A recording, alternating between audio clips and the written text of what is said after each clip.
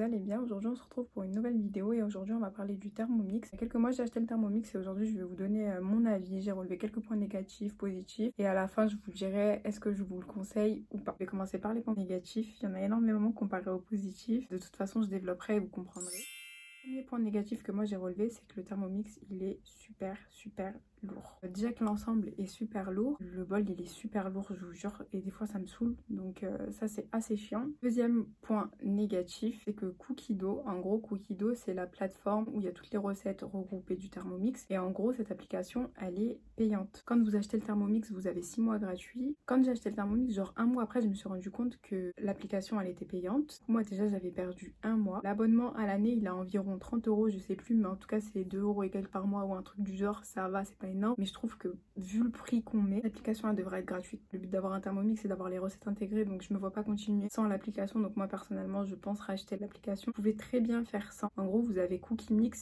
c'est une deuxième application qui a été créée je pense par des gens qui utilisent le Thermomix, et en gros vous avez toutes les recettes regroupées ou des recettes modifiées, ou c'est une personne qui propose ces recettes adaptées au Thermomix. Vous avez plein de trucs pour vous aider, mais moi je préfère avoir le truc, vous suivez, au moins c'est fait. Troisième point négatif que j'ai indiqué, c'est que c'était cher. Bien évidemment, ça a un coût. Le quatrième point, c'est que j'ai indiqué que ça pouvait faire perdre du temps. Dans le sens où, par exemple, pour des recettes toutes simples, toutes basiques, par exemple pour le tiramisu, la première fois que j'ai utilisé le Thermomix, je me suis retrouvée à prendre plus de 1 heure ou deux pour faire un tiramisu. J'y vais largement plus vite avec mon batteur tranquillement qu'avec le Thermomix. En plus c'était tout liquide, donc parfois les recettes elles sont pas adaptées. Et quand vous cuisinez quelque chose pour la première fois, vérifiez toujours avec d'autres recettes, comparez toujours pour voir si vous avez les mêmes choses, etc. Parce que parfois ça peut être trompeur, et c'est pour ça que je vous dis parfois vous allez perdre du temps, parce que vous allez vous rendre compte que ça n'a pas du tout le même aspect, etc. Vous allez commencer à vous poser des questions, enfin bref c'est un bordel total. À ce niveau là parfois c'est super chiant. Du coup maintenant vu que je suis habituée, maintenant à chaque fois je vérifie, je compare avec des recettes. Et maintenant même pour vous dire, par exemple les tiramisu je les fais plus au Thermomix parce que c'est inutile. Je trouve que je suis beaucoup plus lente avec le Thermomix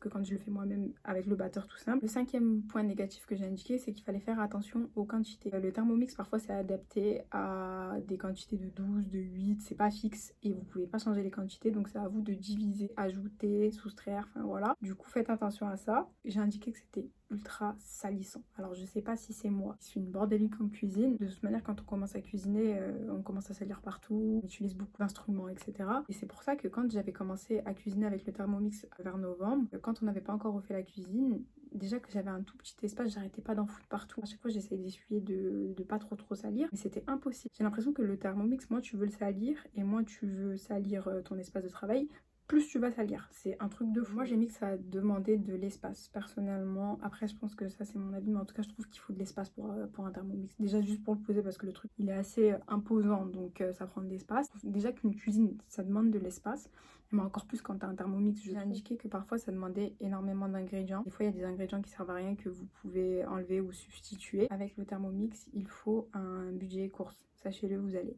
énormément faire les courses. Du coup, faut prévoir ça quand vous achetez le Thermomix. Ça consomme beaucoup en eau et en électricité si vous l'utilisez pendant longtemps.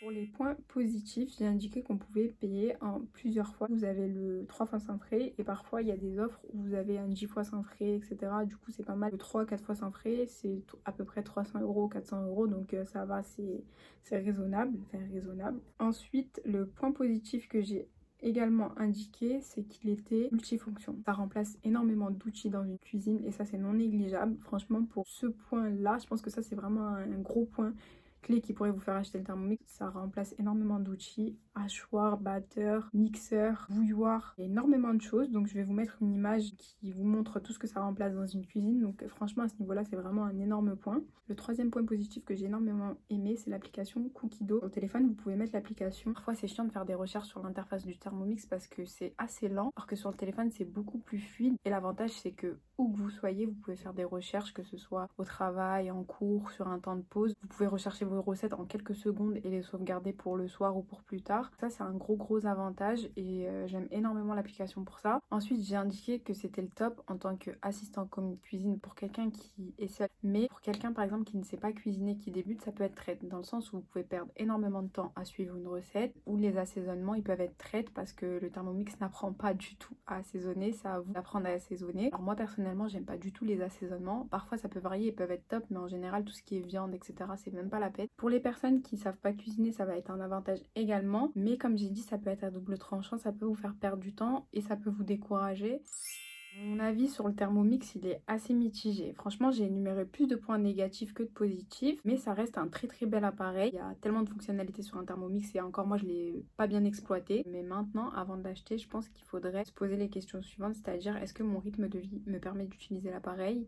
Est-ce que je vais réellement l'utiliser? Est-ce que je l'achète vraiment pour la vibes ou est-ce que je l'achète parce que j'ai vraiment envie d'apprendre à cuisiner ou je pense vraiment que ça va être utile pour moi. Si vous êtes quelqu'un, vous êtes énormément en activité, etc., que vous n'avez pas le temps, je trouve que ça sert à rien d'acheter le Thermomix, vous n'allez pas l'utiliser. Si par exemple vous avez une envie passagère de vous mettre à la cuisine, etc., sincèrement ça peut vous faire l'effet inverse, ça peut vous saouler, donc faites très très attention. J'ai remarqué que ça va être plus les conseillers Thermomix qui vont l'utiliser au quotidien. Beaucoup de personnes arrêtaient de s'en servir et qu'il l'avait de côté. Franchement, je suis totalement d'accord et j'ai demandé autour de moi, par exemple ma belle-sœur, enfin des personnes qui l'avaient. Par exemple, quand vous êtes une étudiante comme moi ou une personne dans la vie active, vous n'allez pas énormément l'utiliser, mis à part les week-ends si vraiment vous avez la volonté. Mais on s'en lasse parce que comme je vous ai dit, parfois ça fait perdre du temps, parfois bah, ça demande de faire beaucoup de courses, ça consomme. Plein de choses comme ça, ou même je me suis rendu compte qu'au final c'était pas si ouf que ça. Je saurais pas comment vous expliquer, mais de toute manière quand vous acheterez un Thermomix, vous allez être gaga au départ et sincèrement après plus rien. Je vais pas mentir que parfois quand je fais des pâtes etc, je suis grave contente, je suis saucée, mais voilà, si demain je n'ai plus le Thermomix, ce sera pas une énorme perte. Vraiment j'arriverai à me débrouiller seule pour cuisiner ou quoi. Vraiment avec de la volonté on peut tout faire maintenant, il y a des robots, enfin il y a tellement de... La vidéo elle est terminée, j'espère que ça vous a plu. N'hésitez pas à liker, commenter, partager et à vous abonner. Si vous avez des questions, n'hésitez pas à me les poser en commentaire. N'hésitez pas à me suivre sur mes réseaux, que ce soit Instagram, Snapchat et TikTok. Plein de gros bisous et je vous dis à ma prochaine vidéo.